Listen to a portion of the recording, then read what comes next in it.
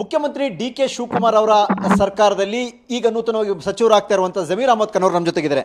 ಮೊದಲನೇದಾಗಿ ಕಾಂಗ್ರಾಚುಲೇಷನ್ ಜಮೀರ್ ಅಹಮದ್ ಖಾನ್ ಅವರು. Thank you so much ಅಣ್ಣ. Thank you. ಏನು ಸರ್, ಯಾರು ಕರೆ ಮಾಡಿದ್ರು, ಏನು?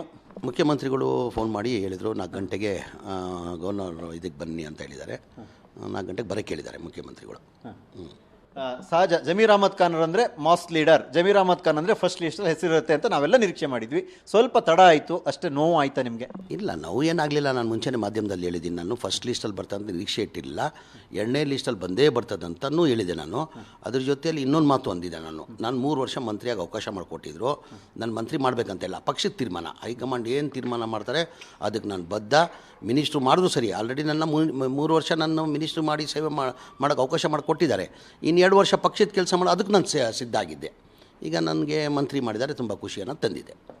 ಈ ಒಂದು ಖುಷಿ ಒಂದು 2 ತಿಂಗಳ ಹಿಂದೆ ನಿಮಗೊಂದಷ್ಟು ನೋವುಗಳಾಯ್ತಲ್ಲ, ಸಹಜವಾಗಿ ನಿಮ್ಮ ವಿರುದ್ಧ ಬಂದಂಥ ಆರೋಪ ಇವೆಲ್ಲ ಬಂತಲ್ಲ, ಅವೆಲ್ಲವನ್ನು ಮರೆಸುವಂತಹ ಒಂದು ಖುಷಿ ಆಗುತ್ತಾ? ಇಲ್ಲ, ಹಂಗಿಲ್ಲ. ನಾನು ಹೇಳ್ದೆಲ್ಲ, ಮೊದಲೇ ಲಿಸ್ಟಲ್ಲೇ ಬರಬೇಕಾಗಿತ್ತು. ಅದು ಆಡಿಯೋ ಬಂದಿದ್ದ ಹಿನ್ನೆಲೆಯಲ್ಲಿ ನನಗೆ ಹಿನ್ನಡೆ ಆಯಿತು. ಅದಾದಮೇಲೆ ಸೆಕೆಂಡ್ ಲಿಸ್ಟ್ ಬರ್ತಂತ ನಿರೀಕ್ಷೆ ಇಟ್ಕೊಂಡಿದ್ದೆ.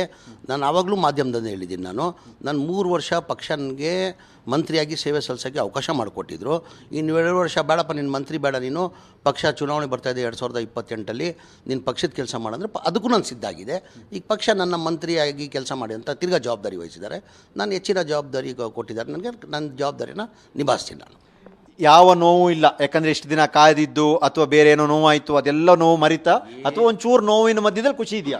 ಏನು ನೋವಿಲ್ಲ ನನಗೆ, ಏನೇನೂ ನೋವಿಲ್ಲ ನನಗೆ, ಏನೇನೂ ನೋವಿಲ್ಲ. ನಾನು ಹೇಳಿದ್ದೀನಿಲ್ಲ, ನನ್ನ ಮಂತ್ರಿ ಕೊಟ್ಟಿಲ್ಲ ಅಂದರೂ ನಾನು ಖುಷಿಯಾಗಿರ್ತಾ ಇದ್ದೆ. ಈಗ ಮಂತ್ರಿ ಏನು ಕೊಟ್ಟಿದ್ದೀನಿ ನಾನು ಖುಷಿಯಾಗಿದ್ದೀನಿ, ಮಂತ್ರಿ ಕೊಟ್ಟಿಲ್ಲ ಅಂದರೂ ಖುಷಿಯಾಗಿದ್ದೆ. ಖುಷಿಯಾಗಿ ಏನಕ್ಕಂದರೆ ಪಕ್ಷಕ್ಕೆ ಜವಾಬ್ದಾರಿ ಕೊಡ್ತಾಯಿದ್ರು ನನಗೆ, ಅದು ನನಗೆ ಹೆಚ್ಚು. ಪಕ್ಷ ಇದ್ದರೆ ನಾವು, ಪಕ್ಷ ಇಲ್ಲಂದ್ರೆ ನಾವು ಯಾರೂ ಇಲ್ಲ. ಈಗ ನನ್ನ ಪಕ್ಷ ಜವಾಬ್ದಾರಿ ಕೊಟ್ಟಿದ್ರೆ ನನ್ನ ಪಕ್ಷದ ಜವಾಬ್ದಾರಿ ನಿಭಾಯಿಸ್ತೀನಿ ನಾನು. ಅಕಸ್ಮಾತ್ ನೀವು ಪಕ್ಷದ ಕಡೆಗೂ ಕಳಿಸಿದ್ದಿದ್ರೆ ಇದನ್ನು ಕೊಡದೆ ನೀವೆಲ್ಲ ಒಂದು ಆರೋಪ ಹೊತ್ಕೊಂಡೇ ಇರಬೇಕಾಗ್ತಿತ್ತಲ್ವ? ಆ ಒಂದು ನೋವಿಂದ ಅಂತೂ ಹೊರಗೆ ಬಂದ್ರಿ ಅಲ್ವಾ? ಇಲ್ಲ, ಆ ಥರ ಇಲ್ಲ. ಈಗ ಪಕ್ಷದ ಜವಾಬ್ದಾರಿ, ಮಂತ್ರಿಯಿಂದ ಪಕ್ಷದ ಜವಾಬ್ದಾರಿ ಹೆಚ್ಚು ನನಗೆ. ಏನೀಗ ನಮ್ಮ ಪಕ್ಷ ಇದ್ದರೆ ತಾನೇ ನಾವು, ಪಕ್ಷ ಇದ್ದರೆ ತಾನೇ ನಾವು. ಸರ್, ಕೊನೆಯದಾಗಿ ಮೊದಲು ಇದುವರೆಗೆ ಯಾವ ವಸತಿ ಖಾತೆ ಮತ್ತು ವಕ್ಫ್ ಸಂಬಂಧಪಟ್ಟ ಖಾತೆಗಳನ್ನ ನಿರ್ವಹಣೆ ಮಾಡಿದ್ರಿ ಸರ್. ಈ ಬಾರಿ ಅದೇ ಖಾತೆ ನಿರೀಕ್ಷೆಯಲ್ಲಿದ್ದೀರಾ ಅಥವಾ ಯಾವುದಾದ್ರೂ ಓಕೆನಾ? ಇಲ್ಲ, ಮುಖ್ಯಮಂತ್ರಿಗಳು ಯಾವ ಖಾತೆ ಕೊಟ್ಟರು ನಿಭಾಯಿಸ್ತೀವಿ ನಾವು. ಯಾವುದನ್ನ ಖಾತೆ ಕೊಡಲಿ, ಇಂಥದ್ದಂತ ಏನಿಲ್ಲ. ನನಗೆ ವಸತಿ ಖಾತೆ ಕೊಟ್ಟಿದ್ದರು. ವಸತಿ ಖಾತೆ ನಿಮ್ಮೆಲ್ಲ ಗೊತ್ತಿದ್ದಂಗೆ ಇದುವರೆಗೂ 10 ವರ್ಷದಿಂದ ಒಂದು ಮನೆ ಕೊಡೋಕ್ಕೆ ಸಾಧ್ಯ ಆಗಿಲ್ಲ. 79,860 ಮನೆಗಳು ಕೊಟ್ಟೆ ನನ್ನ ಅವಧಿಯಲ್ಲಿ. 3 ವರ್ಷದಲ್ಲಿ 79,860 ಮನೆಗಳು ಕೊಟ್ಟೆ.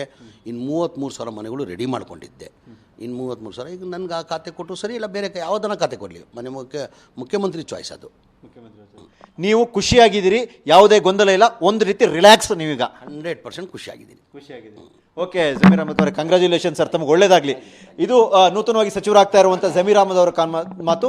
ಅಂದರೆ ನನಗೆ ಎಲ್ಲೋ ಒಂದು ಕಡೆ ಕಾಯಬೇಕಾಯಿತು, ಕಾದಿದ್ದೀನಿ. ಆದರೆ ಆಡಿಯೋ ಅವೆಲ್ಲವೂ ಕೂಡ ಬಂದು ಹೋದರೂ ಕೂಡ ಇವಾಗ ಅವಕಾಶ ಕೊಟ್ಟಿದೆ, ಪಕ್ಷದ ಮೇಲಿನ ಜವಾಬ್ದಾರಿ ಕೂಡ ಹೆಚ್ಚಿದೆ, ಎರಡೂ ನಾನು ನಿರ್ವಹಿಸ್ತೀನಿ ಅನ್ನುವಂಥದ್ದು ನೂತನ ಸಚಿವರಾಗ್ತಿರುವಂಥ ಜಮೀರ್ ಅಹಮದ್ ಖಾನ್ ಅವರ ಮಾತು. ಕ್ಯಾಮ್ರಾ ಪರ್ಸನ್ ಗಣೇಶ್ ಜೊತೆ ಸುಕೇಶ್, ಪಬ್ಲಿಕ್ ಟಿವಿ, ಬೆಂಗಳೂರು.